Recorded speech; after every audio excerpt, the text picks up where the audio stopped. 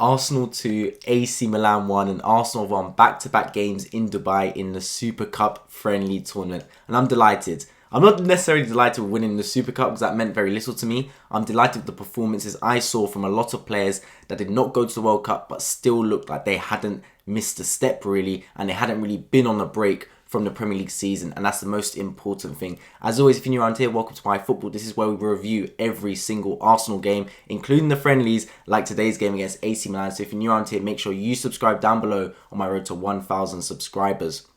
So of course it's a friendly, right? So the result doesn't mean anything whatsoever. But I'm not of the ideology that friendlies mean nothing. I'm a big fan of performing very well in friendlies. Obviously, every game you want to perform well, but I'm a big fan of taking them fairly seriously for multiple reasons. One, it creates a winning culture around the club. One of the things when Arteta came in is he said he wants to treat every game like it's kind of like important, like it's a cup final. He wants to create a winning culture. He doesn't want any players that make excuses, any staff that make excuses. He's got the non-negotiables. And that means every game you have to treat like it's your last. Play every game like you want to win. And I saw a group of players playing here today against AC Milan, the same ones that played against Lyon, that wanted to win that game and did not matter if it was a friendly or a Champions League final. And I like to see that in the football club. We're looking at players that will give their all in every game, no matter who the opponent is and no matter what the circumstance of the tournament is. And with that being said, we played some great football. It's not only the application of players looking hungry, it's the fact that we strung together some nice passes, we looked sound defensively and attacking wise, the transitions were good, and we looked exactly like we did in the pre-season leading up to the Premier League start of the Premier League in this summer. And that's what we need to do. There's a lot of teams that don't take the pre-season seriously. They lose a couple games in pre-season, everyone goes, it's just pre-season, no worries whatsoever. Then bing bang bosh, they start the season and they've lost their first couple games and it's meltdown. So you got to start this pre-season tournament as you mean to go on. And a lot of players did that. It's good for the winning culture and it's also good for the mentality and self-belief and confidence of the squad.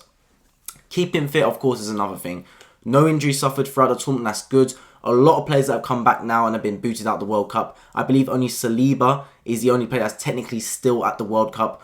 All the others their team has been knocked out. They're probably on vacation holiday somewhere, or they're back in training, like players like Xhaka, Partey, for example. So that's good. We need to make sure a lot of our players stay fit, because that first game coming a couple weeks' time against West Ham United is massive. When you're in a title race, you have to hit the ground running, and we cannot afford to take a couple games off while the players get back into the swing of things in the Premier League, because it's a very unforgiving league like that. In terms of this game itself, look, we played at AC Milan. It's a friendly game, but they had some decent stars in there. The likes of Tonali, Origi, Tomori were playing.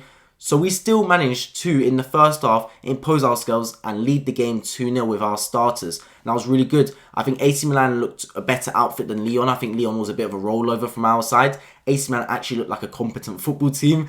To be fair, they were playing some really nice football. And our goal kind of did come against the run of play. But it was a goal that I like to see from this club. And that is just a world-class goal from Odegaard. We're not playing our best football necessarily, not quite on the front foot, imposing ourselves on the game. We still managed to get a moment of brilliance out of nowhere from our captain and one of our best technically gifted footballers in the club, Odegaard.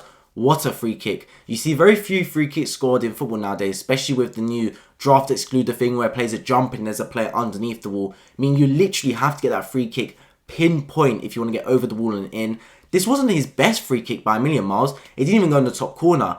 But it had a great whip on it, over the wall and into the middle of the side of the net. And the keeper was absolutely rooted to the spot, and that gave us the 1-0 lead in that first half. And you could say I was against a runner player. I just thought we looked good. We looked defensively assured, and I don't worry about us whether it is a friendly game, Premier League game, European game. I don't feel worried about us at the back anymore. I feel like we've got a good defensive structure. And when you have a good defensive structure, you can build on that going forward. It always keeps you in the game and means that your attackers just have to turn up for one moment of brilliance and you've got a chance to win that football match. People always say defense wins championships, attacks wins games. And it's so true, man. Just having that defensive foundation, the defensive block that the whole team is confident in, is a brilliant start in trying to maintain a kind of a run throughout the season, and having that defensive superiority, that anchor, especially someone like Thomas Partey back today who looked really good in the front of that defence. is really important because it means our whole team is confident in defending. And if we know you're confident in defending, I mean you're going to concede maximum, let's be honest, maybe a goal. If that, then you just know that attack needs to do their job up front on a couple of chances and you're winning that football match. Then we also scored towards the end of the first half. Reiss Nelson this time on the action, who I actually thought had a really good game as well. It was a deflected strike off of Vieira, winning the ball high up the field. So there were two really nice goals, in my opinion, for different factors. One of them, the fact that Odegaard scored a beautiful free kick, it just shows the quality in our squad and we're able to score goals out of nothing really, just from technical brilliance. And the second goal, high press and clinical finishing, punishing the opposition when they make mistakes. So two really satisfying goals on my behalf, and of course Arteta and the coaches will look at it as well and be very satisfied with the way we scored those two goals. We did concede towards the end of the game. It was a free kick and just no one marking the defender whatsoever, allowed them to have a free header into the back of the net. That's poor on our behalf. We should always make sure you mark up on corners. That's literally like basics.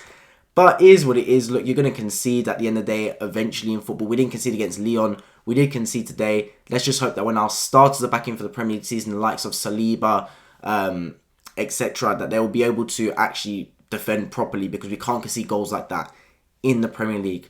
But most of all, look, we've come to this Dubai Super Cup, bit of warm weather training, close to actually where the World Cup is happening in Doha, and we came up with 2 victories, 2 great performances, and we've effectively won this Dubai Super Cup that had Liverpool, Lyon and AC Milan in it. We now jet back over to London, where we'll play a friendly game next week at the Emirates against Juventus, which I hope will be another great game leading up to the start, or the restart I should say, of the Premier League season against West Ham United on Boxing Day, also at the Emirates. As always, if you guys enjoyed this video, make sure you subscribe down below to YFootball. Let me know your thoughts of the game in the comment section down below and how excited you are for Arsenal to come back. I've been YFootball and I hope to see you all in my next video.